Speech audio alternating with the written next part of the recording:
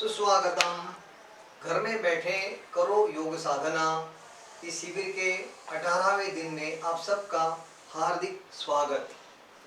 रोज की तरह प्रार्थना से शुरू करते हैं।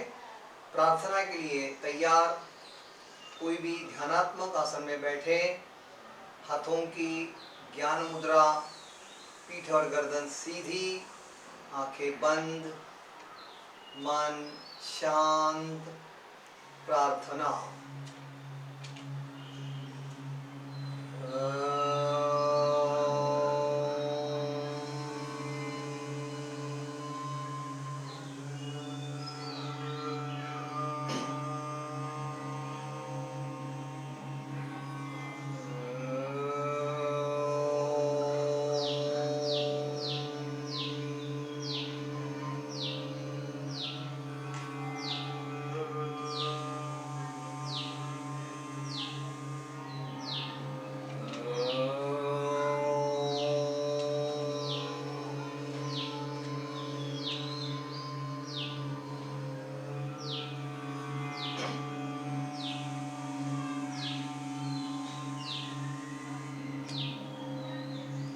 गुरुर्ब्रह्मा गुरुर्विष्णु गुरुर्ब्रह्मा गुरुर्विष्णु गुरुर्देवो महेश्वरः गुरुर्देवो महेश्वरः गुरुः साक्षात् परब्रह्म गुरुः साक्षात् परब्रह्म तस्मै श्री गुरवे नमः।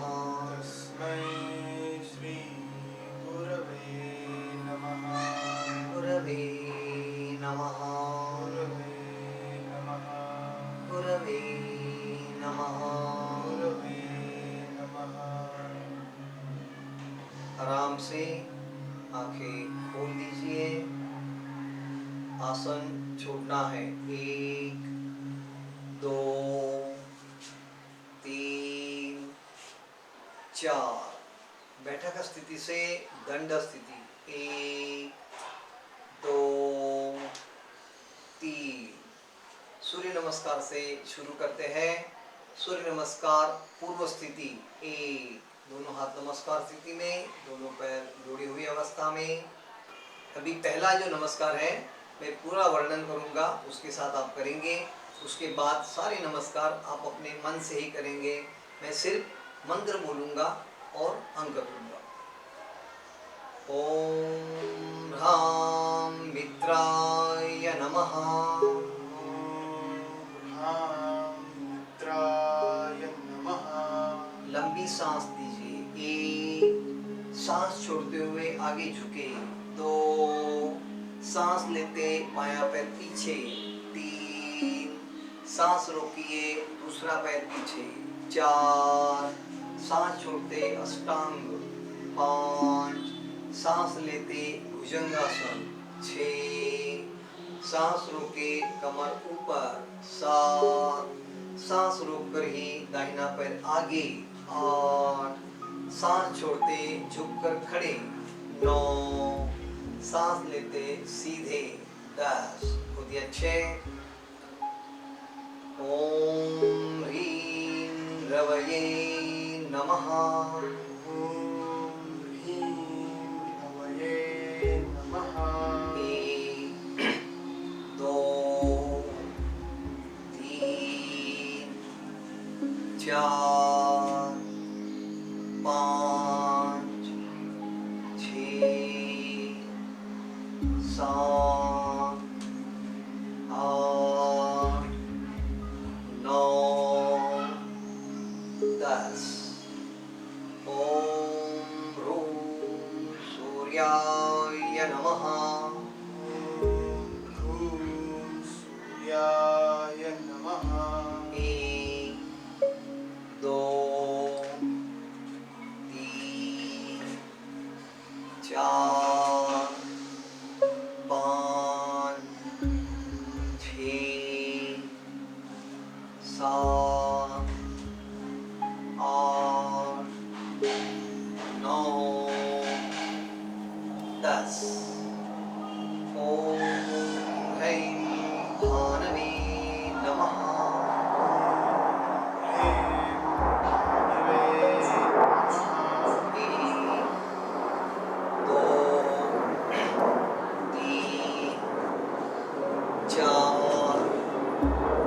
पाँच, छः, सात, आठ, नौ, 10। ओम ह्रौं खगाय नमः। ॐ खगाय नमः। 1, 2, 3, 4, 5, 6, 7, 8, 9, 10। ओम रः उष्णवे नमः। ॐ विष्णवे नमः। 1, 2, 3, 4, 5, 6, 7, 8, 9, 10। ओम ह्रां हिरण्यगर्भाय नमः। ॐ हिरण्यगर्भाय नमः। 1, 2, 3, 4, 5, 6, 7, 8, 9, 10। ओम ह्रीं मरीचये नमः। ह्रीं मरीचये नमः। 1, 2, 3, 4, 5, 6, 7, 8, 9, 10। ओम ह्रूं आदित्याय नमः। ॐ आदित्याय नमः। 1, 2, 3, 4, 5, 6, 7, 8, 9, 10। ओम ह्रैं सवित्रे नमः। ह्रीं सवित्रे नमः। 1, 2, 3, 4, 5, 6, 7, 8, 9, 10। ओम ह्रौं अर्काय नमः। ॐ अर्काय नमः। 1, 2, 3, 4, 5, 6, 7, 8, 9, 10। ओम रः भास्कराय नमः। ॐ भास्कराय नमः। 1, 2, 3, 4, 5, 6, 7, 8, 9, 10। पूर्ण मंत्र। ओम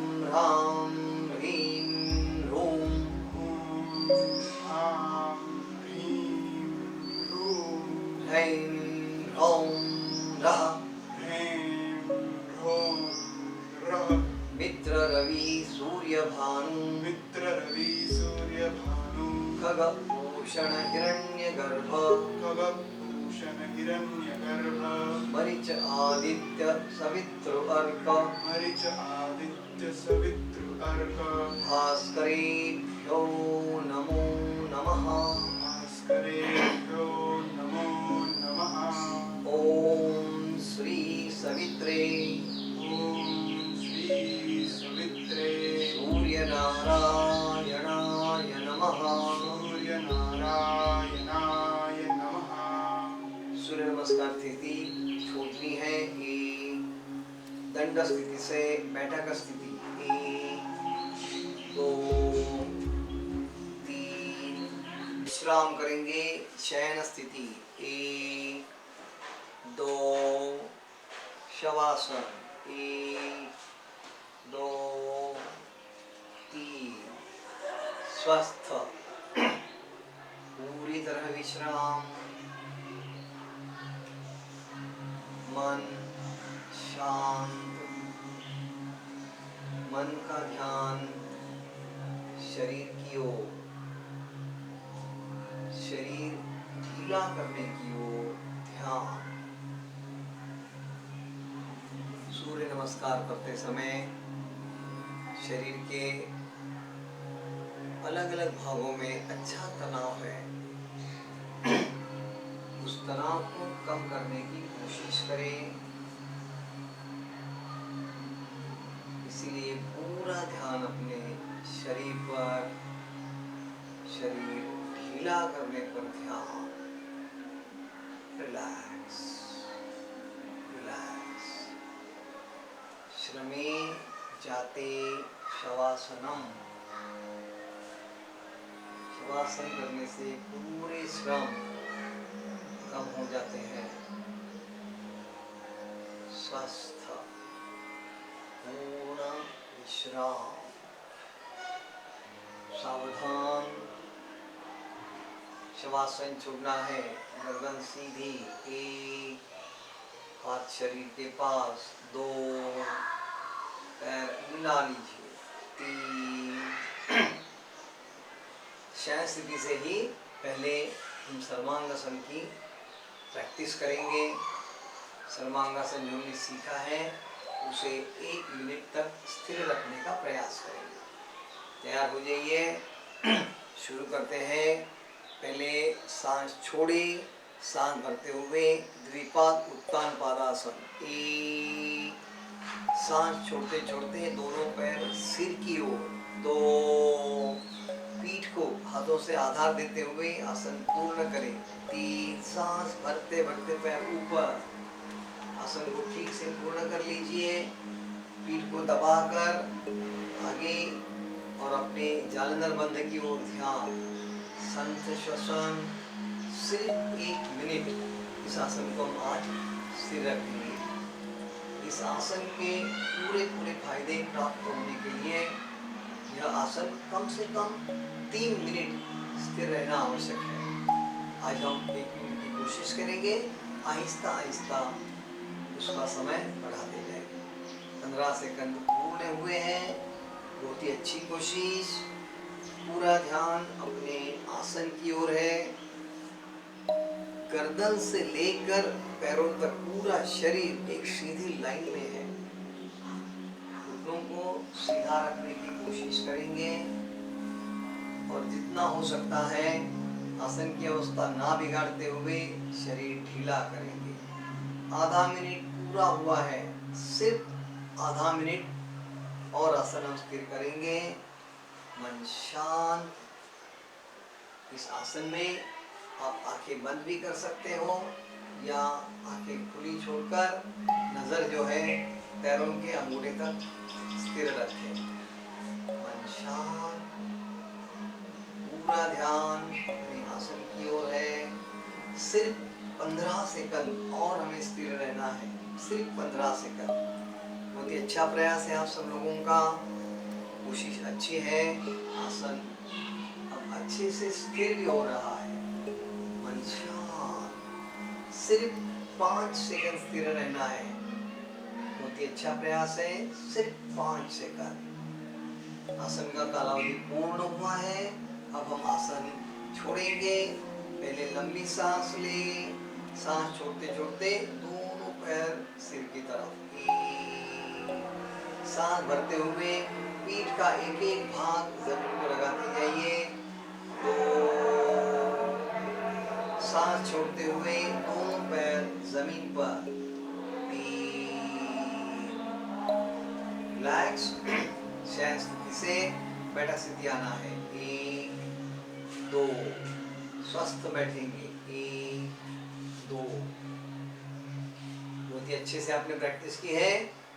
और एक आसन की हम प्रैक्टिस करेंगे, जो आसन हम कल ही नए सीखे हैं, हलासन। आपने देखा है तो हलासन ये सर्वांगासन से थोड़ा प्रगत है, उसमें लाभ भी बढ़ते हैं। ये भी हम कल देखे हैं, आपने भी किया है, शिक्षक ने आपको पहले पूरे ठीक से दिखाया है।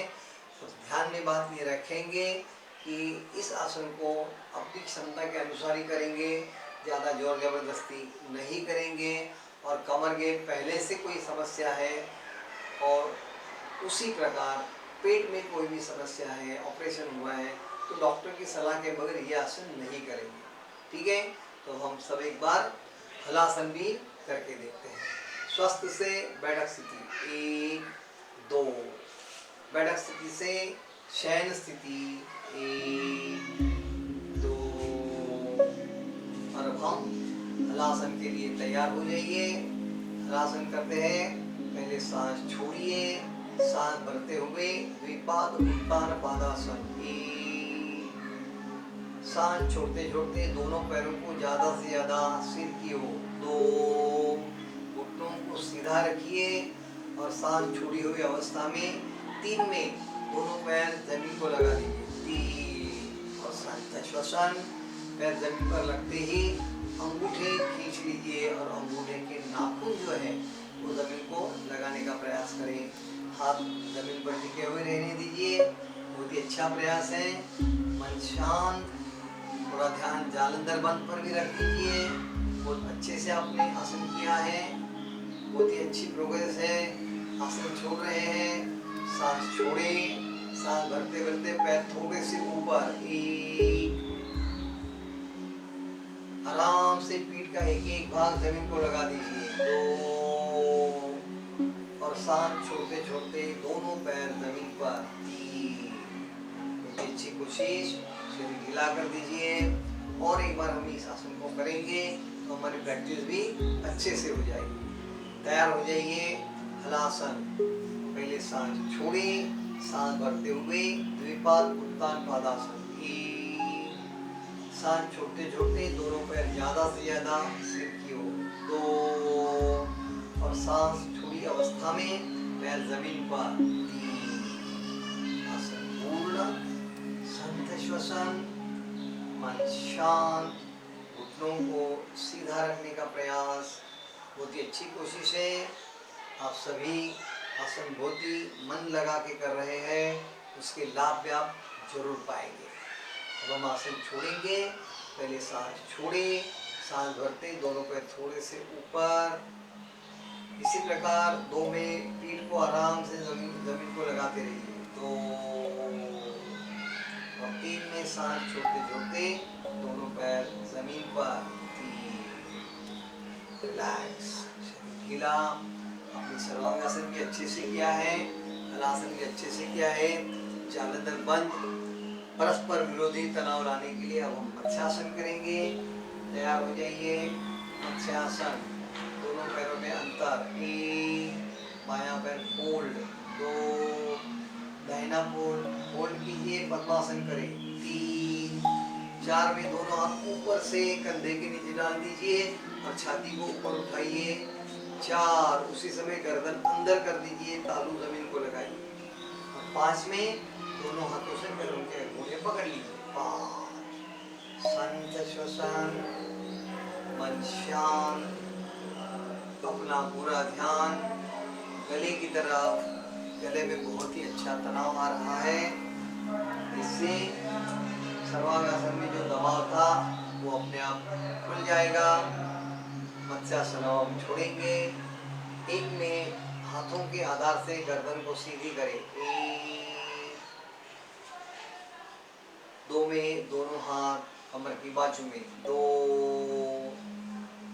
दाहिना पैर सीधा, तीन, बायां पैर सीधा, चार, दोनों पैर मिला लीजिए, पाँच, रिलैक्स, शरीर ढीला और विश्राम करेंगे। शवासन, एक, दो, तीन, स्वस्थ, पूरी तरह विश्राम, पूरा शरीर ढीला करने की कोशिश, मन शांत, सर्वांगासन और हलासन दोनों आसनों में अपने पीठ में, कमर में बहुत ही अच्छा तनाव हुआ है, उसे कम करने की कोशिश करें। इसलिए मन का पूरा ध्यान पीठ पर, गर्दन की ओर ध्यान, गर्दन ढीली, पीठ की ओर ध्यान, पीठ ढीली, कमर की ओर ध्यान, कमर ढीली। रिलैक्स, रिलैक्स, शांत श्वसन, मंद श्वसन, सावधान। शवासन छोड़ना है, गर्दन सीधी, एक, हाथ शरीर के पास, दो, पैर मिला लीजिए, तीन, शयन स्थिति से बैठक स्थिति, एक, दो। अब हम विपरीत शयन स्थिति में जाते हुए उसमें से दो आसनों का अभ्यास करेंगे। एक है शलभासन, दूसरे है नौकासन। दोनों भी आसन हमें 15 सेकंड स्थिर रखने का प्रयास करना है। हम पहले थोड़ा प्रयास किए हैं, अब थोड़ा सा समय बढ़ाकर उसे 15 सेकंड स्थिर रखेंगे, लेकिन जोर जबरदस्ती नहीं। किसी को ज़्यादा तनाव लगे आप वो आसन बीच में छोड़ सकते हैं। तो तैयार हो जाइए। बैठक स्थिति से विपरीत शयन स्थिति, एक, दो, तीन, चार, पाँच, छः। विपरीत शयन स्थिति पूर्ण। पहले हम करेंगे शलभासन, उसे 15 सेकंड स्थिर रखना है, अर्थात दोनों पैर जो है घुटनों में ना मोड़ते हुए हम ऊपर उठाएंगे। तैयार हो जाइए। एक में पहले सांस छोड़े, सांस भरते भरते दोनों पैर ऊपर उठाना चाहिए, घुटने सीधे, संत श्वसन, सिर्फ 15 सेकंड स्थिर रहेंगे। बहुत ही अच्छी कोशिश। पूरा ध्यान अपने आसन की ओर, मन शांत। 5 सेकंड पूरे हुए हैं, और थोड़ी सी कोशिश, और थोड़ा सा प्रयास। अगर ज्यादा तनाव हो तो थोड़े नीचे भी कर सकते हैं। सिर्फ 5 सेकंड और हमें स्थिर रहना है। बहुत ही अच्छी कोशिश है आपकी। मन को शांत रखे। बहुत अच्छा प्रयास सभी कर रहे हैं। कालावधि पूर्ण। आसन छोड़ेंगे, सांस लें, सांस छोड़ते छोड़ते पैर जमीन पर, रिलैक्स, पूरा शरीर ढीला। बहुत ही अच्छे से आपने आसन किए हैं। इसी प्रकार दूसरा भी आसन हम करके देखेंगे, जो है नौकासन। उसे भी हमें 15 सेकंड स्थिर रखना है। ठीक है, तैयार। एक में दोनों हाथ बाजू से गोल घुमाते हुए सिर के आगे, एक, और नमस्कार स्थिति। उसी समय माथा जमीन पर, दोनों दंड कान के पास, पैर जुड़े हुए हैं। अब पहले सांस छोड़े, सांस भरते भरते आगे से दोनों हाथ, पीछे से दोनों पैर ऊपर उठाएंगे। दो, हाथ सीधे, घुटने सीधे, स्थिर रहेंगे। संत श्वसन। बहुत ही अच्छी कोशिश। सिर्फ 15 सेकंड स्थिर रहना है। बहुत ही अच्छा प्रयास किया है। पूरा वजन पेट पर है। 5 सेकंड तो हो चुके हैं। बहुत ही अच्छी कोशिश। पूरे आसन का वजन पेट पे है। पेट का बहुत ही अच्छा लाभ हमें मिलेगा। अच्छी कोशिश है। और सिर्फ 5 सेकंड हम स्थिर रहेंगे। मन को शांत रखे, सांस रोकनी नहीं है। कालावधि पूर्ण हुआ है। आसन छोड़ेंगे, सांस लीजिए, सांस छोड़ते छोड़ते शरीर जमीन पर, दो में दोनों हाथ बाजू से गोल घुमाते हुए कमर के पास, दो, कोशिश, शरीर ढीला, थोड़ा सा विश्राम करेंगे।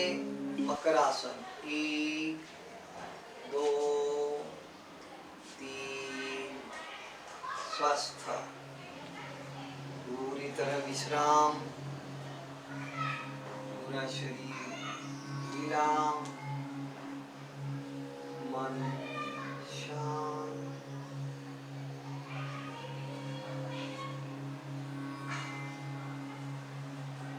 पूरी तरह विश्राम करें।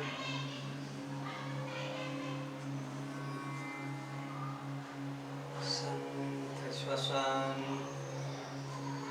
मंद श्वसन, सावधान। मकरासन छोड़ना है, गर्दन सीधी, 1 हाथ कमर के पास, 2 पैर मिला लीजिए, 3 विपरीत शयन स्थिति से बैठक स्थिति आइए, 1 2 3 4 5 6 स्वस्थ, 1 2। बहुत ही अच्छी कोशिश है आपकी, आसन बहुत ही अच्छे से आप लोग कर रहे हैं। अब बैठक स्थिति में भी जो आसन कलम सीखे हैं वो भी करके देखेंगे। आपने कल सीखा है बद्ध पद्मासन, दोनों हाथों से पद्मासन को बांध दिए हैं, इसलिए बद्ध पद्मासन कहते हैं। और इसके लाभ भी हमने देखे हुए हैं, बहुत सारे लाभ। पद्मासन के तो लाभ मिलते ही हैं, हाथों को बांधने के कारण दोनों हाथों के मसल्स जो है उनका ब्लड सर्कुलेशन, छाती, फेफड़े, हृदय, इनके लिए भी बहुत लाभदायक है। दोनों हाथ, दोनों पैर इनके लिए भी लाभदायक है। तो बहुत ही अच्छा आसन है। इसमें दक्षता की कोई ज़्यादा ये नहीं है। अगर ज़्यादा जोर जबरदस्ती नहीं करना, इतना ही आपको ध्यान देना है। ठीक है, तो करके देखते हैं। पहले कर लीजिए स्वस्थ से बैठक स्थिति, 1 2 पद्मासन करेंगे, 1 2 3 4। हाथों की ज्ञान मुद्रा है।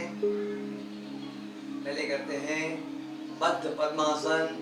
तो अपना बायां हाथ कमर के पीछे से ले आइए और बाएं पैर का अंगूठा पकड़ लीजिए, नंबर 1 की अवस्था। नंबर 2 में दाहिना हाथ भी कमर के पीछे से ले आइए, दाहिने हाथ से दाहिने पैर का अंगूठा पकड़ लीजिए। और इसी अवस्था में पीठ गर्दन सीधी, मन शांत। जो भी तनाव है हाथों में, पैरों में, उसे ध्यान से महसूस करें। आसन छोड़ना है, पहले दाहिना हाथ छोड़कर ज्ञान मुद्रा में, 1 बायां हाथ छोड़कर ज्ञान मुद्रा में, 2 रिलैक्स। बहुत ही अच्छी कोशिश है, आपने अनुभव किया है। हाथ पैर उसी के साथ छाती में, फेफड़ों में भी अच्छा तनाव है, कंधों में भी अच्छा तनाव है। और एक बार करके देखते हैं, पूरे ध्यान से करें। एक में बायां हाथ कमर से लपेट लीजिए और बाएं पैर का अंगूठा पकड़ लीजिए, 1 दाहिना हाथ लपेट लीजिए और दाहिने हाथ से दाहिने पैर का अंगूठा पकड़ लीजिए, 2। कोशिश करें थोड़ी, बहुत ही अच्छे हैं। और अब एकदम सीधे बैठे, उसी अवस्था में पीठ गर्दन सीधी, कंधों का तनाव, फेफड़ों का तनाव पूरे ध्यान से महसूस करें। बहुत ही अच्छा प्रयास। आसन छोड़ना है, पहले दाहिना हाथ छोड़कर ज्ञान मुद्रा में, 1 बायां हाथ छोड़कर ज्ञान मुद्रा में, 2। बहुत ही अच्छे पद्मासन छोड़ रहे हैं, 1 2 3 4। स्वस्थ बैठेंगे, 1 2 रिलैक्स, पूरा शरीर ढीला, मन शांत, एकदम रिलैक्स। तो बद्ध पद्मासन हम कर चुके हैं। और एक आसन अब हम नया करने जा रहे हैं। उस आसन का नाम है आकर्ण धनुरासन। इसमें भी 2 प्रकार होते हैं, प्रकार 1 और प्रकार 2। उसमें से आकर्ण धनुरासन प्रकार 1 आज हम पहले सीखेंगे। ये भी बैठक स्थिति का ही आसन है और इसे आकर्ण धनुरासन कहा गया है। तो धनुर मतलब धनुष, तो धनुष्य में पहले हम आसन सीखे धनुरासन, उसमें शरीर की अवस्था धनुष्य के जैसी है। इसमें शरीर में धनुष्य के जैसे तनाव निर्माण हो रहे हैं, इसलिए इसे धनुरासन कहा गया है। शरीर के तनाव धनुष्य के जैसे है। और आकर्ण कहा गया है। आ मतलब दिशा में, कर्ण मतलब का, तो कान की दिशा में हम हाथ को खींचते हैं, इसलिए आकर्ण धनुरासन ऐसे नाम दिया गया है। समझ में आ रहा है? अब ये आसन कैसे करना है ये मैं पहले आपको समझा दूंगा, उसके बाद मेरे सहशिक्षक आपको करके दिखाएंगे, फिर हम सब उसे करेंगे। ठीक है? तो बैठक स्थिति से 3 अंकों में यह आसन किया जाता है, 3 अंकों में छोड़ा जाता है। बाएं पैर से भी कर सकते हैं, दाहिने पैर से भी कर सकते हैं। तो बाएं पैर से करते समय 1 नंबर की अवस्था में बायां पैर घुटनों में फोल्ड करना है और अपने दाहिनी जांघ के ऊपर रखना है। ये नंबर 1 की अवस्था है। नंबर 2 की अवस्था में अपने बाएं हाथ से दाहिने पैर का अंगूठा पकड़ना है और दाहिने हाथ से बाएं पैर का अंगूठा पकड़ना है, ये अवस्था है। और 3 में अपने दाहिने हाथ से बाएं पैर का जो अंगूठा है दाहिने कान की ओर हम उसको खींचेंगे, कोनी आकाश में रहेंगे। तो इस प्रकार को खींचने से शरीर में धनुष जैसे तनाव निर्माण हो जाते हैं। आसन छोड़ना भी इसी प्रकार 3 अंकों में है। 1 में पहले सांस भरेंगे, सांस छोड़ते हुए बायां पैर दाहिनी जांघ पे रख देंगे। 2 में दोनों हाथ कमर के बाजू में रख देंगे और 3 में बायां पैर आगे सीधा हो जाएगा। इसी प्रकार दाहिने पैर से भी हम कर सकते हैं। तो 3 अंकों में करना है, 3 अंकों में छोड़ना है। सबको ठीक से समझ में आ गया?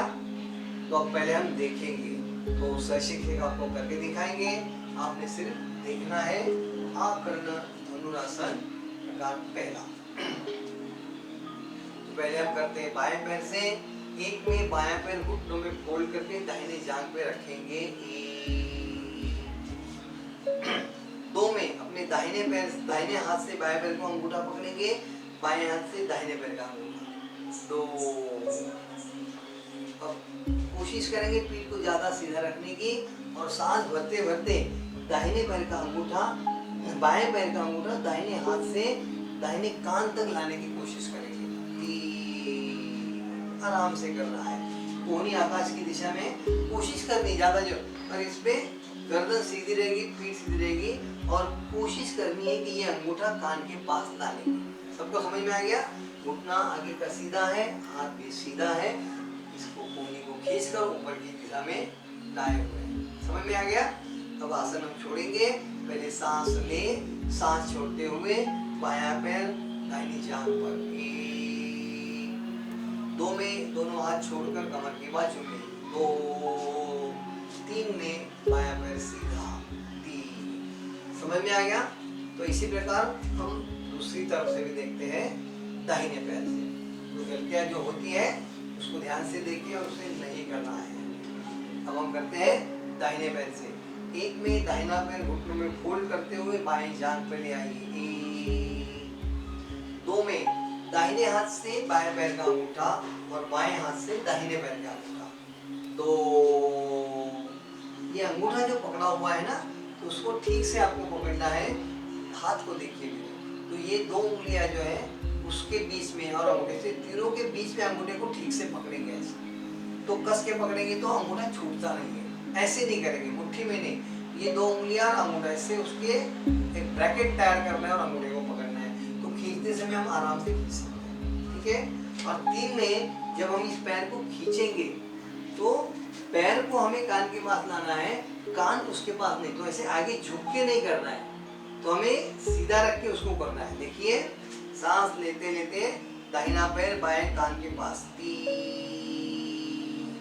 देखो, कोहनी आकाश में सीधी है, उसको ऐसे नीचे नहीं करेंगे, नीचे करेंगे तो आसन नहीं होगा, ऊपर करना है। और इसको कोशिश करेंगे कान उसके पास नहीं ले जाएंगे, गर्दन सीधी। ठीक है? आसन छोड़ना है, सांस ले, सांस छोड़ते हुए दाहिना पैर बाईं जांघ पर। 1 दोनों हाथ कमर की बाजू में। 2 दाहिना पैर सीधा। 3 तो इस प्रकार आकर्ण धनुरासन प्रकार 1 कैसे किया जाता है ये हमने अभी देख लिया है। आप शवासन कर सकते हैं, विश्राम कर सकते हैं। तो ये आसन अब हम सब करके देखेंगे, उससे पहले इसके लाभ क्या है ये हम जान लेते हैं।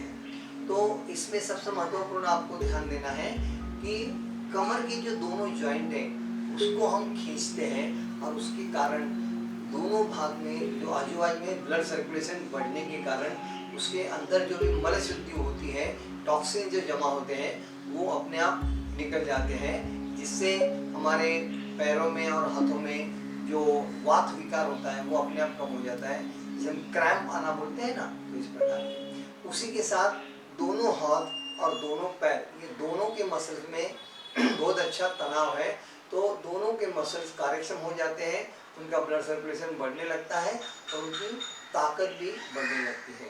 ये महत्वपूर्ण फायदे इस आसन में है। उसी के साथ जैसे कमर के जॉइंट है, उसी प्रकार घुटने के जॉइंट और एंकल जॉइंट, यहाँ की भी मल शुद्धि पूरी हो जाती है और टॉक्सिन निकल जाते हैं। तो इतने अच्छे लाभ इस आसन में हमें मिलते हैं।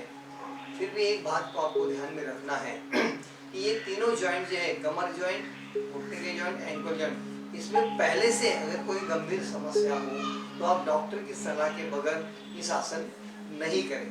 समझ में आ गया? तो ये आसन अब हम सब करके देखते हैं। तो तैयार हो जाइए स्वस्थ से बैठक स्थिति। 1 2। अब हम बैठक स्थिति से आकर्ण धनुरासन प्रकार 1 करके देखेंगे। पहले बाएं पैर से करेंगे, फिर दाहिने पैर से। तो तैयार हो जाइए, शुरू करते हैं।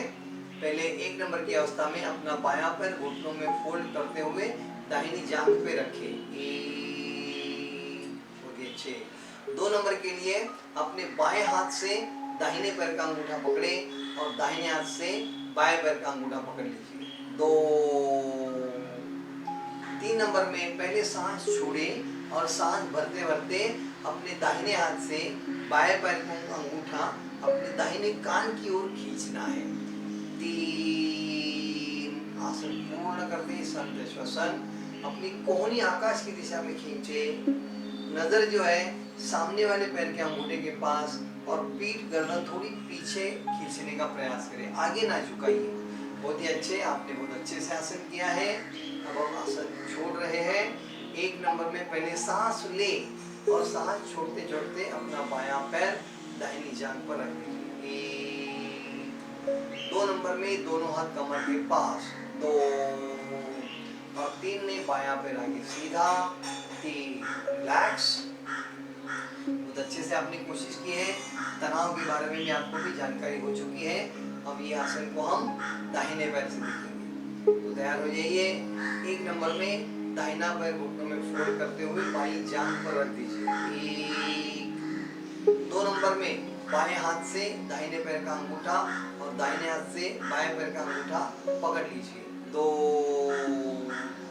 और 3 में पहले सांस छोड़े, सांस भरते भरते बाएं हाथ से दाहिने पैर का अंगूठा बाएं कान की तरफ खींचिए। 3।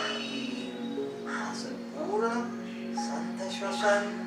पूरा ध्यान अपने शरीर पर, तनाव कैसे आ रहा है महसूस करें और कोहनी को आकाश की दिशा में खींचें, नीचे ना ले। बहुत अच्छे, बहुत अच्छे से आपने आसन किए हैं। अब हम आसन छोड़ेंगे।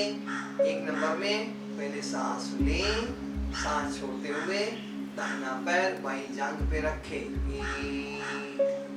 2 में दोनों हाथ कमर की बाजू में। 2। 3 में अपना दाहिना पैर सीधा। 3 रिलैक्स। बहुत अच्छी कोशिश आपने की है। जैसे जैसे आप करते जाओगे उसकी प्रोग्रेस आपकी बहुत अच्छी हो जाएगी और लाभ भी बढ़ते जाएंगे। तो अब इसके बाद हम पहले करेंगे शवासन। तो बैठक स्थिति से आपको चलना है शयन स्थिति। 1 2। शयन स्थिति से करेंगे शवासन। 1 2 3। स्वस्थ, पूरी तरह विश्राम, मन शांत। शवासन की अवस्था में दोनों पैरों में 1-1.5 फीट का अंतर है। दोनों पैर पूरी तरह ढीले छोड़ दीजिए। उसी प्रकार अपने दोनों हाथ शरीर से 4-6 इंच दूरी पर है, उंगलियां ढीली है। दोनों हाथों के मसल्स ढीले छोड़ दीजिए। मन का पूरा ध्यान शरीर की अवस्था पर। उसी के साथ गर्दन बाईं तरफ या दाहिनी तरफ रखते हुए ढीली छोड़ दो। रिलैक्स, शांत। गर्दन से लेकर कमर तक पूरी पीठ में बहुत ही अच्छा तना हुआ था, तो यहाँ के सारे मसल ढीले करें। गर्दन ढीली, पीठ ढीली, कमर ढीली। रिलैक्स, रिलैक्स, पूरी तरह विश्राम। सावधान, शवासन छूटना है। गर्दन सीधी, एक हाथ शरीर के पास, दो पैर मिला लीजिए, तीन। शयन स्थिति से बैठक स्थिति आना है, एक दो। स्वस्थ बैठेंगे, एक दो। तो जैसे इस अभ्यास क्रम में तात्विक अभ्यास के बारे में हम अलग अलग व्याख्यानों का अभ्यास कर रहे हैं, जैसे पहले 2 व्याख्यान हो चुके हैं, उसी प्रकार हमें आज एक व्याख्यान सुनना है। योग शास्त्र में अपने योगासन के साथ साथ अपने खान पान की ओर भी ध्यान देना बहुत ही आवश्यक है। और खान पान कैसे होना चाहिए, इसके लिए योगानुकूल आहार, ये व्याख्यान आज हमारा हो जाएगा। क्योंकि खान पान की तरफ अगर ध्यान हो तो ही योग के सारे फायदे हमें ठीक से मिलते हैं। और भगवद गीता में भी ऐसे वचन हैं, युक्ताहार विहारस्य युक्त चेष्टस्य कर्मसु युक्त स्वप्नावबोधस्य योगो भवति दुःखः। अर्थात अगर हमारा आहार और विहार ठीक ना रहे तो योग करने से भी हमें इतना लाभ नहीं मिलेगा। इसलिए अपने आहार की ओर ध्यान देना जरूरी है। तो आज की व्याख्यान का विषय है योग के अनुकूल आहार, और इसीलिए यहाँ एक विशेषज्ञ आमंत्रित किए गए हैं। उनका नाम है डॉक्टर विद्या देशपांडे। डॉक्टर विद्या देशपांडे के बारे में थोड़ा सा परिचय मैं आपको दे देता हूँ। डॉक्टर विद्या देशपांडे, इन्होंने होम्योपैथी में डॉक्टरी की है, और हमारा जो नासिक योग विद्या गुरुकुल है उसके अंतर्गत आरोग्य धाम निसर्गोपचार केंद्र, इस प्रकार का एक केंद्र हम चलाते हैं। उस निसर्गोपचार और योग केंद्र के ये रेजिडेंशियल मेडिकल ऑफिसर भी है।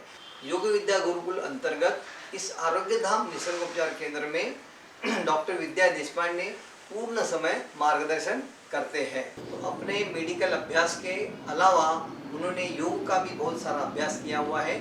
योग और निसर्गोपचार, ये दोनों क्षेत्रों में उन्होंने बहुत अनुभव उनके पास है। तो योग क्षेत्र में योग विद्या गुरुकुल के अंतर्गत उन्होंने योग पंडित, योग प्राध्यापक पूर्ण किया है। उसी के साथ कालिदास विद्यापीठ से उन्होंने MA योग शास्त्र भी पूर्ण किया है। और उसी प्रकार उनके पास नेचुरोपैथी का, निसर्गोपचार का अनुभव ज्ञान बहुत है। ये सारे ज्ञान के आधार पर उन्होंने एक बहुत अच्छी सी किताब ली है। उस किताब का नाम है आरोग्यदायी आहार। तो हम रोज जो खान पान करते हैं तो कौन से पदार्थ, कौन से हम खाने चाहिए, उसकी पाकक कृति उस किताब में उन्होंने दी है। बहुत ही अच्छी किताब है आरोग्यदायी आहार। तो आज हमारे इस शिविर में आहार इस विषय पर वो आपको मार्गदर्शन करने वाली है। तो उनसे मैं विनती करता हूँ कि आप अपना मार्गदर्शन शुरू करें। हरिओम। हरिओम। योग विद्या गुरुकुल का जो योग प्रवेश वर्ग है वो आज प्रमोद जी निफाडकर आपको सादर कर रहे हैं। YouTube पर हर रोज आप लोग आसन कर रहे हैं, उनको मिल रहे हैं। आज उन्होंने एक व्याख्यान देने के लिए मुझे इधर आमंत्रित किया है, और वो है आहार नियंत्रण। अभी आप लोग सोचेंगे कि ये तो हमारा क्लास चालू है योगा का, और इसमें आहार का क्या मतलब? तो योग एक जीवन शैली है। तो ये जीवन शैली अच्छी तरह बिताने के लिए हमें योग का आधार लेना पड़ता है। योग में क्या आसन है, प्राणायाम है, यानी श्वसन का अभ्यास हम करते हैं। तो अभी ओंकार है, योग निद्रा है, ये सब करने के लिए हमारा सेहत अच्छा रहना बहुत जरूरी है। और ये सेहत अच्छा रहने के लिए अच्छा खान पान चाहिए, और वो खान पान क्या करना चाहिए वो आज हम देखेंगे। तो आहार जो हम आहार ले रहे हैं उसका परिणाम कहाँ पे होगा? तो पहले हमारे कोश यानी हमारा शरीर जो बना है वो 5 कोश से बना है। अन्नमय कोश, प्राणमय कोश, मनोमय कोश, विज्ञानमय कोश और आनंदमय। इसमें का सबसे महत्वपूर्ण कोश कौन सा है? अन्नमय कोश, क्योंकि हम शरीर के माध्यम से योग साधते हैं। योग की साधना हम शरीर के माध्यम से करते हैं। तो ये अन्न का या आहार का परिणाम पूरा पहले हमारे शरीर पे यानी अन्नमय जो विजुअलाइज हमारा जो शरीर है उस पर होता है। बाद में प्राणमय कोश, मनोमय कोश, विज्ञानमय कोश इसमें भी होता है। इसलिए पहले हम देखेंगे ये अन्न के उद्देश्य क्या है। आहार के उद्देश्य पहला है शरीर की वृद्धि। हमारा शरीर जो बढ़ता है वो अन्न या आहार के माध्यम से बढ़ता है। आप सबको मालूम है हम पैदा हुए तो 1.5 या 2 किलो के थे। धीरे धीरे हम दूध पीना शुरू किया, चावल खाना शुरू किया, सूप पीना शुरू किया, सब्जी खाना 2 से 3, 3 से 4, 4 से 5, अभी कितना है मत पूछो, बढ़ता ही जाता है। हमारे पास तो 160 केजी भी आके गए। तो ये शरीर की वृद्धि कैसे हो गई? तो अन्न के माध्यम से। तो अन्न से हमारी शरीर की वृद्धि होती है। दूसरा क्या है? प्रतिकार शक्ति, इम्यूनिटी पावर। हमारी इम्यूनिटी पावर ये आहार की वजह से होती है, बढ़ती है। अभी आपको मालूम है कोरोना इधर उधर चल रहा है, लेकिन देखो बहुत जगह ऐसे हुआ है कि एक आदमी को कोरोना था, वो घर में गया, घर में 4-5 लोग थे, लेकिन उसका इफेक्ट या उसकी इन्फेक्शन घर के 4 ही लोगों को नहीं हुआ, 1 या 2 लोगों को हुआ, क्योंकि बाकी के 2 लोगों की इम्यूनिटी पावर ज़्यादा अच्छा। तो ये इम्यूनिटी पावर बढ़ाने के लिए ये सात्विक आहार बहुत जरूरी है। तीसरा है आहार का महत्व एनर्जी। आप लोगों को मालूम है जब हम दिन भर कुछ भी नहीं खाते तो शाम को किसी ने गुड़ भी दिया इतना तो हमें बहुत अच्छा लगता है, एनर्जी आती है। तो एनर्जी के लिए आहार का महत्व है। और चौथा बहुत महत्वपूर्ण है जो हमने स्कूल में भी नहीं सीखा लेकिन योग में है, वो मन पे संस्कार। यानी जो कोई खाना बनाता है उनकी जैसी मेंटेलिटी है वैसी हमारी होती है। इसलिए हमारे घर वाले बोलते हैं बाहर जाओ मत, बाहर का खाना मत खाओ, क्योंकि बाहर जो होटल में बनाने वाले हैं, बाहर के जो लोग बनाते हैं वो खाना बनाते समय उनके मन में क्या ख्याल है मालूम नहीं, और वो उस ख्याल हमारे मन में आते हैं। इसलिए पहले जमाने में देखो जॉइंट फैमिली ज़्यादा थी, क्योंकि घर की वो माँ खाना बनाती थी, दादी खाना बनाती थी, नानी खाना बनाती थी, और वो बनाते समय प्यार से बनाती थी। तो आपस में का प्यार बढ़ने के लिए घर का खाना ज़्यादा जरूरी है। तो मन पर संस्कार भी या ये 4 उद्देश्य सबसे महत्वपूर्ण इधर दिए। उसमें क्या अभी ये चारों उद्देश्य जिस आहार में उसको बोलते हैं सात्विक आहार या सबसे अच्छा आहार। कुछ उद्दिष्ट है, कुछ नहीं है, वो है मध्यम स्वरूप का आहार या राजस आहार भी बोल सकते। और तीसरा कनिष्ठ आहार जिसमें इसमें के कौन से भी उद्देश्य। अभी सच में हम योग करने वाले लोग हैं तो हमें कौन सा आहार लेना चाहिए? एक तो सात्विक आहार लेना चाहिए। अभी सात्विक आहार में सबसे महत्वपूर्ण कौन सा है? तो शाकाहार। मांसाहार उसके बारे में हम सोचेंगे भी नहीं, क्योंकि हमारी जो प्रकृति बनाई है भगवान ने वो सेम शाकाहारी प्राणी के जैसे, मांसाहारी प्राणी के जैसे नहीं है। क्योंकि हमारी फिजियोलॉजी, एनाटॉमी फिजियोलॉजी दोनों भी देखा तो हमारा शरीर पूरा गाय के जैसा है, जैसे सात्विक। इसलिए हमें शाकाहार के बारे में ही हम सोचेंगे, क्योंकि उसका डिफरेंस भी पता है गुरुजी ने। गुरुजी का एक पुस्तक आप पढ़ेंगे तो उसमें डिफरेंस आपको मालूम होगा कि शाकाहारी प्राणी और मांसाहारी प्राणी उन्होंने लिए, एक शेर को लिया, एक गाय को लिया, वो दोनों का डिफरेंस बताएंगे तो आपको समझेगा हाँ हम तो शाकाहारी प्राणी में आते हैं, क्योंकि हमारे दांत कैसे, हम पानी कैसे पीते हैं, हमारे नाखून कैसे, हमारा इंटेस्टाइनल ट्रैक्ट कितना है, तो ये सब डिफरेंस देखते हुए समझता है कि हम शाकाहारी प्राणी हैं। ठीक है, तो हमें शाकाहार लेना है, तो अभी शाकाहार में क्या सबसे महत्वपूर्ण है, तो शाकाहार लेते समय एक ध्यान में रखना, जिसपे कम से कम संस्कार है ऐसा खाना हमें खाना चाहिए। अभी संस्कार यानी क्या, तो अलग अलग संस्कार रहते हैं। एक धोने का संस्कार है, एक काटने का संस्कार है, एक उबालने का संस्कार है, एक फ्राई करने का संस्कार है, एक डीप फ्राई करने का संस्कार है। तो सबसे कम संस्कार करने वाली चीज हमें लेनी है। फॉर एग्जाम्पल अभी एप्पल लाए, सेब लाए, 2 ही लोग हैं, 2 लोगों को देना है, तो हम कैसे देंगे, सिर्फ धोएंगे और देंगे। सिर्फ देखना है, ऊपर वैक्स नहीं है ना, वैक्स नहीं है तो वैसे ही लेके खाना है। लेकिन 2 लोग हैं, एक एप्पल लाया, तो हम क्या करेंगे, धोएंगे और काटेंगे। काटते समय ज्यादा नहीं काटेंगे, 2 ही भाग करेंगे उसके और दोनों को आधा आधा। तो जितना कम आप संस्कार करेंगे उतना अच्छा शाकाहार में बनता है। जो उबाल के खा सकते हैं, चावल हम ऐसे ही नहीं खा सकते, तो उबाल के खाओ, लेकिन फ्राइड राइस नहीं खाना है। अभी आलू ऐसे भी नहीं खा सकते, तो उबाल के खाओ, लेकिन चिप्स नहीं खाना है। अभी ये क्यों नहीं, डीप फ्राई क्यों नहीं खाना, क्योंकि जब हम पानी का बॉइलिंग पॉइंट देखा तो 100 डिग्री रहता है और तेल का बॉइलिंग पॉइंट 250 डिग्री। उसमें कोई भी चीज डालने से सब जीवन सत्व विटामिन से वो निकल जाते हैं और मृदा अन्न हमें मिलता है, इसलिए और कैलोरीज भी बढ़ती है, इसलिए कम से कम संस्कार वाला खाना हमें खाना है।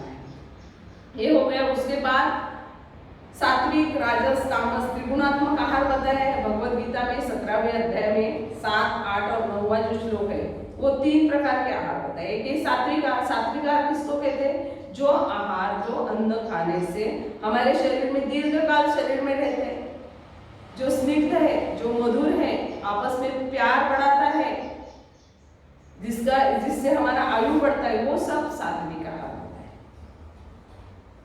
राजस आहार कौन सा है, जो खट्टा है, तीखा है, चटपटा है, जो हमें पसंद है, उससे क्या होता है, रोग और शोक होता है, इसलिए उसको राजस आहार कहा है। और तीसरा है तामस आहार। तामस यानी झूठा आहार, जो मैंने खाते आपको दिया तो वो झूठा हो गया, तो उससे तामस गुण बढ़ता है। बासा हुआ यानी सुबह बनाया हुआ शाम को लिया तो भी बासा है। मांसाहार ये भी तामस आहार है, इससे तमोगुण बढ़ता है और तमोगुण बढ़ेगा तो हम योग नहीं कर सकते, इसलिए तामसिक जो आहार है वो नहीं। तो अभी सात्विक आहार हमने देखा। अभी सात्विक आहार लेने के बाद हम क्या देखेंगे, वो जो हम कम से कम संस्कार वाला सात्विक आहार ले रहे हैं, उस आहार में कौन से गुण चाहिए, क्या चाहिए और कौन से गुण है। तो एक है देखना, ये आहार लेते समय पिष्टमय पदार्थ यानी कार्बोहाइड्रेट्स हम ले रहे हैं कि नहीं। अभी कार्बोहाइड्रेट्स की जरूरत क्यों है हमारे शरीर को, तो हमारा 70 to 75% शरीर का उष्मांक है वो कार्बोहाइड्रेट्स में। तो कार्बोहाइड्रेट्स किस में है, चावल में है, गेहूं में है, ज्वार में है, तो वो शक्कर में है, गुड़ में है। तो वैसे कार्बोहाइड्रेट्स युक्त शरीर को आहार लेना हमें जरूरी है।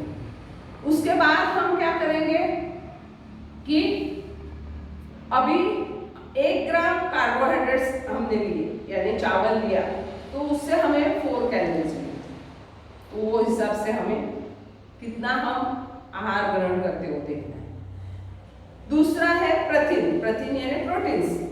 उसका क्या फायदा शरीर को, तो प्रोटीन से हमें क्या होते हैं, मसल्स बढ़ने के लिए, हार्मोन्स के लिए, डाइजेशन के लिए प्रोटीन का उपयोग होता है, इसलिए प्रोटीन लेना जरूरी है। प्रोटीन कितना, फिर दाल में रहते हैं, स्प्राउट्स में रहते हैं, तो 1 ग्राम अपने दाल या स्प्राउट्स लिए तो 4 कैलोरीज उससे।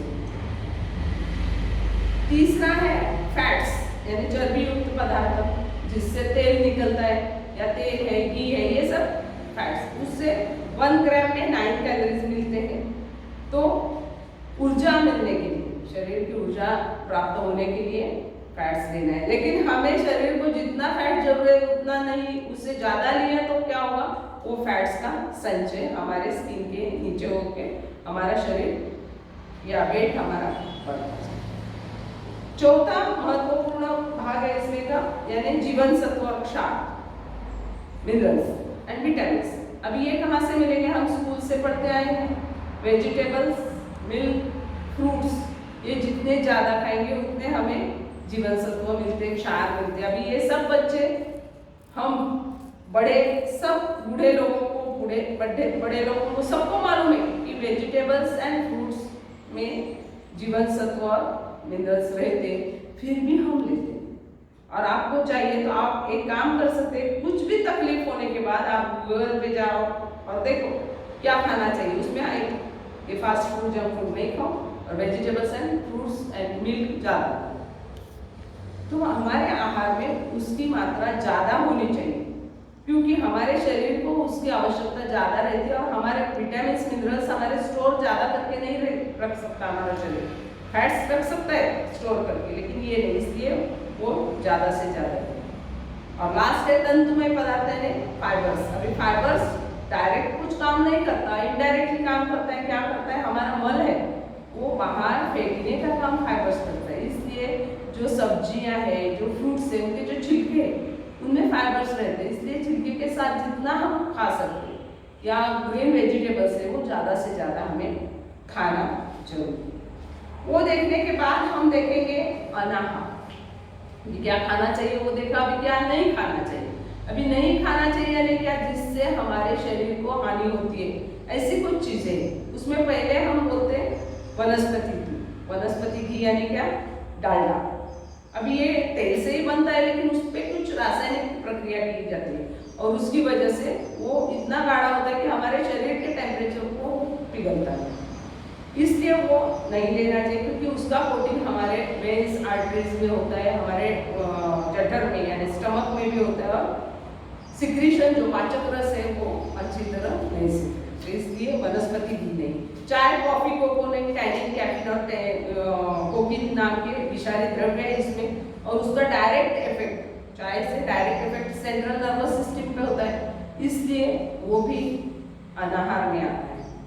डब्बाबंद पदार्थ यानी 2 मिनट वाले पदार्थ, नहीं तो एकदम तैयार रसगुल्ला, गुलाब जामुन ऐसे तैयार है, उसमें क्या करते हैं?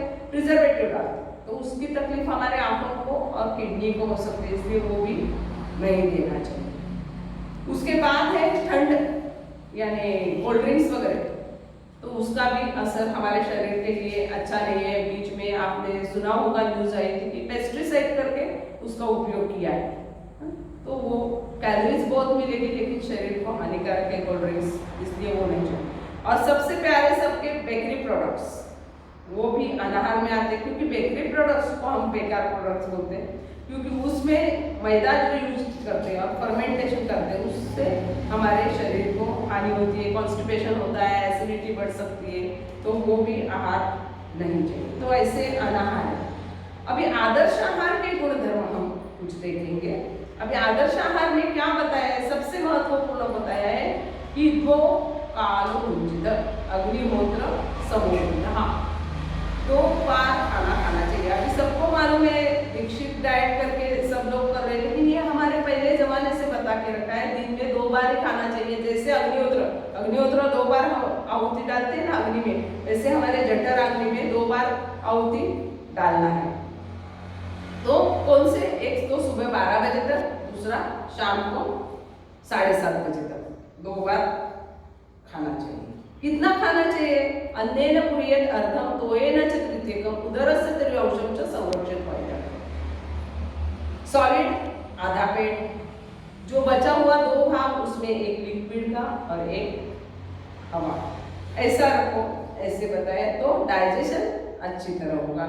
मिक्सर याद रखना, मिक्सर में हम कुछ भी डालते फाइन करने के लिए तो आधा करते हैं, उसमें थोड़ा पानी डालते हैं और खाली रखते हैं और घुमाते हैं तो अच्छा पीसता है। वैसे ही हमारा जठर का ये स्टमक का रहता है वो आधा पेट। लिक्विड कितना लेना चाहिए उसके लिए भी उन्होंने ग्रंथ में बताया है। भोजनांते पिबेत तक्रम दिनांते च पिबेत पयानुषांते च पिबेत वारिम तथा वैद्यस्य किम प्रयोजन। खाना खाने के बाद छाछ पीना चाहिए, रात को सोते समय दूध पीना चाहिए, सुबह उठते ही पानी पीना चाहिए। ऐसे करेंगे तो डॉक्टर के पास जाने की जरूरत है। अभी क्या खाना चाहिए? षट रसात्मक आहार लो, यानी 6 रस हमारे खाने में आना चाहिए। यानी मीठा है, तीखा है, तीखा यानी मिर्ची नहीं खा लेंगे, लेकिन तीखा में अदरक है, लहसुन है, ऐसा चलेगा। मीठा चीज खाना चाहिए, खट्टी चीज खाना चाहिए, तुरिये यानी पंजन जो बोलते हैं पिंजन, वो आना चाहिए, तो कड़वी आना चाहिए। ऐसे करके 6 रस बताए। वो 6 रस हमारे खाने में आना चाहिए। अब ये आने के लिए क्या करना चाहिए? जो सीजन में जो फ्रूट्स मिलते हैं, जो सब्जियां मिलती है, वो ले आओ, तो सब रस आपको मिलेंगे। और सब रस हमारे शरीर को मिलेंगे तो हमारी तकलीफें कम होगी। और जो सीजन में जो फ्रूट्स मिलते हैं, सब्जियां मिलते हैं, वो खाने से वो सीजन में होने वाली तकलीफ कम हो जाए। अभी देखो वाटरमेलन ज्यादा मिल रहे, धूप काल है तो ठंडक पहुंचने के लिए खट्टी चीज मिल रही, यानी कच्चा आम मिल रहे, ले लो, हीट कम होने के लिए उसका फायदा होगा। तो जो चीज जिस सीजन में मिलेगी वो ज्यादा से ज्यादा। अब ये सब फॉलो करना बहुत मुश्किल है, इसलिए एक काम करो, अभी ये सिर्फ दिमाग में रखो क्या क्या मैंने बताया, बहुत शॉर्ट में बताया मैंने, क्योंकि ये 1 घंटे का लेक्चर है, अभी 20 मिनट में मैं खत्म करने जा रही हूँ। लेकिन ये दिमाग में रखो और योगाभ्यास हर रोज करते जाओ। अपने आप सात्विक आहार आप लेना शुरू करेंगे, आपको जो अच्छा लगे वो सात्विक ही आहार होगा। अपने आप कितना आधा पेट आप खाना शुरू करेंगे वो देखने की जरूरत नहीं पड़ेगी आपको कि आधा लूं या पौना लूं, आप आधा ही लेंगे और धीरे धीरे आप तामस हो गए सात्विक होने तक वो मार्ग से आप जाके पहुंचेंगे। हरि